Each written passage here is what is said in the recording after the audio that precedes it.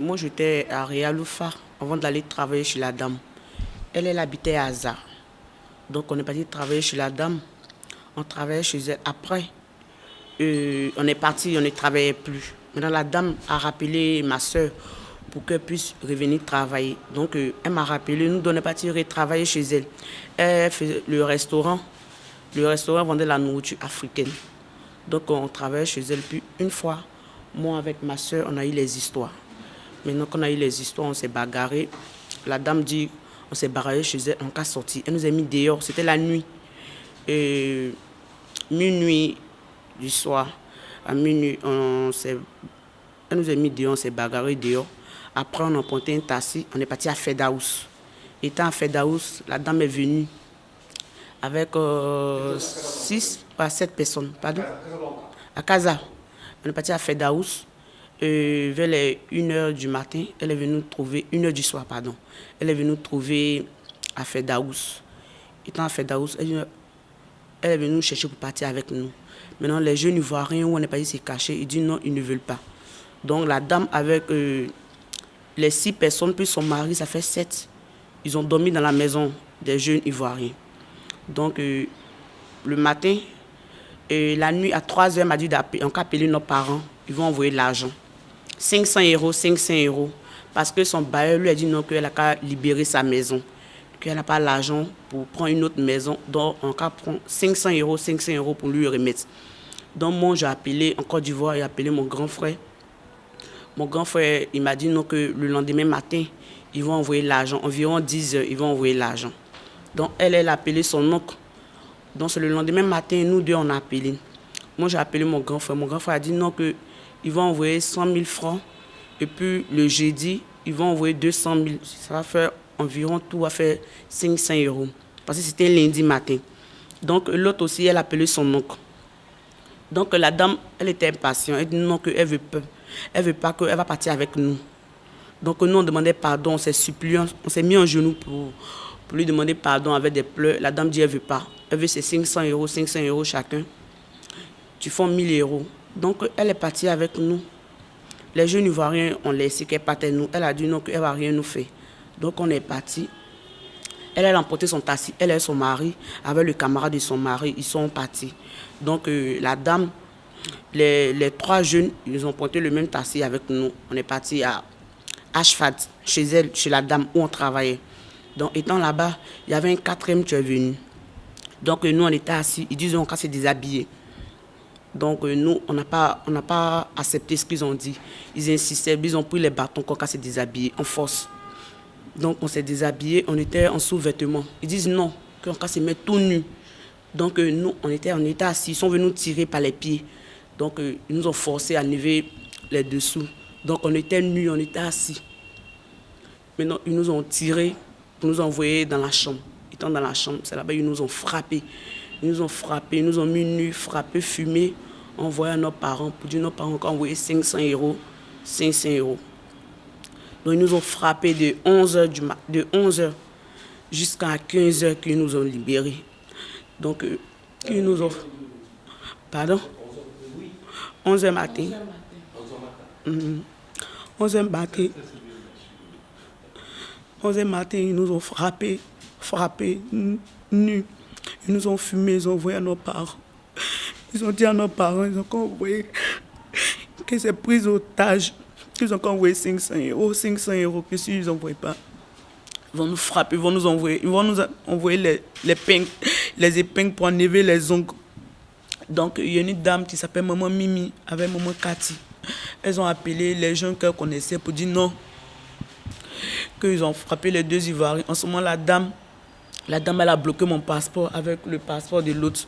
Parce que mon grand frère a dit qu'ils vont envoyer l'argent. Donc elle a dit que mon grand frère a envoyé l'argent sur mon nom. Donc elle a bloqué le passeport. Donc ils sont partis au lac avec nous. La dame a appelé les gens qui nous ont frappés pour nous envoyer au lac de Fedaous. On était là-bas, ils attendaient la rançon. Nous, on était assis, ils attendaient la rançon. Ils étaient les 4 jeunes qui nous ont frappés, plus... la dame avec son mari, le camarade de son mari, ils étaient là. Après, d'autres Camerounais sont venus. Et 3 jeunes Ivoiriens sont venus. Eux aussi, ils attendaient la rançon que nos parents envoyaient l'argent. Donc on était assis, on attendait. Avec maman Mimi est venue, avec maman Kat, maman Tati. Ceux qui nous ont dit qu'on ne paye rien, qu'ils vont partir. Nous. Donc la dame, moi je me lamentais pour mes blessures sur mes fesses. La dame m'a dit que moi d'arrêter de me lamenter parce que ce qu'elle a fait c'est petit, c'est rien. Qu'il n'y a qu'à dire Dieu merci parce que ce sont les Camerounais. Et si c'était les Nigériens, moi-même, je n'ai pas m'en sorti. On n'est même pas s'en sortir. Donc, d'arrêter de me plaindre pour mes 2 plaies qui sont 6 mois. Donc, quand les 2 femmes ivoiriennes sont venues, maman Cathy et maman Mimi nous ont enlevé de les mains. On est arrivé vers le commissariat de Ferdaous.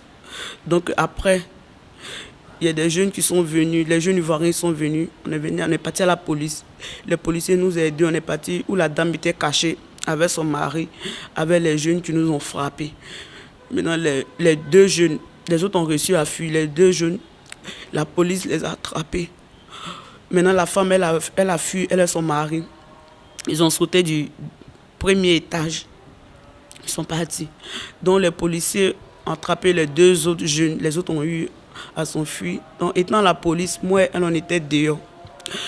Étant dehors, le président des jeunes camerounais avec le président des jeunes ivoiriens ont fait sortir les 2 coupables. Les 2 jeunes qui nous ont frappés. Maintenant, ils disent non, qu'on a réglé à l'amiable. Ils sont partis avec nous à Aza pour aller régler le problème.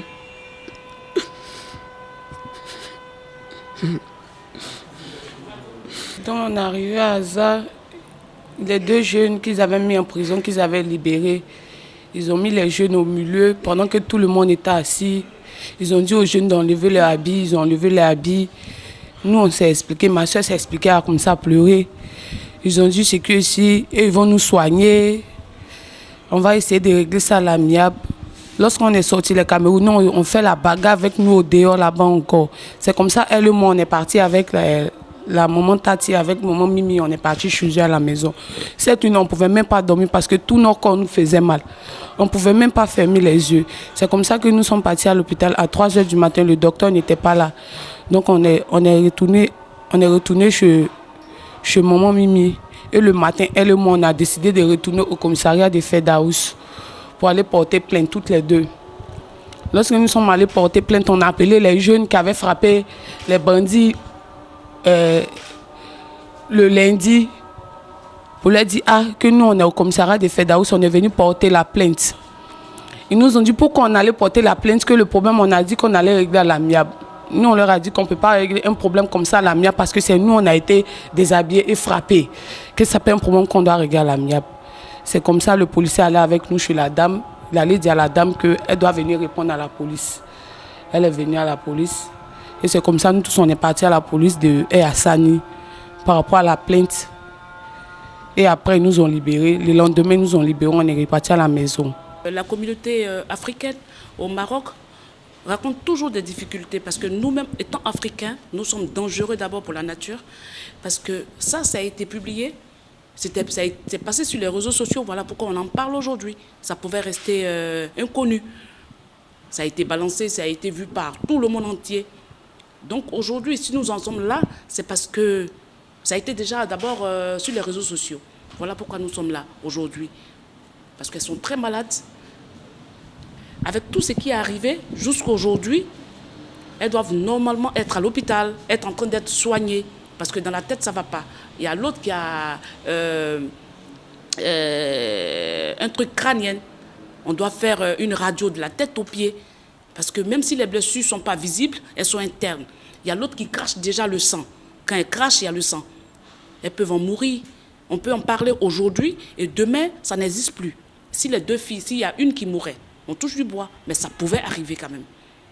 Donc les difficultés de l'Africain sur son chemin tous les jours à l'étranger, ça arrive. Et ici au Maroc, c'est au quotidien. Parce que si l'Africain se trouve ici aujourd'hui, c'est le mélange de cultures.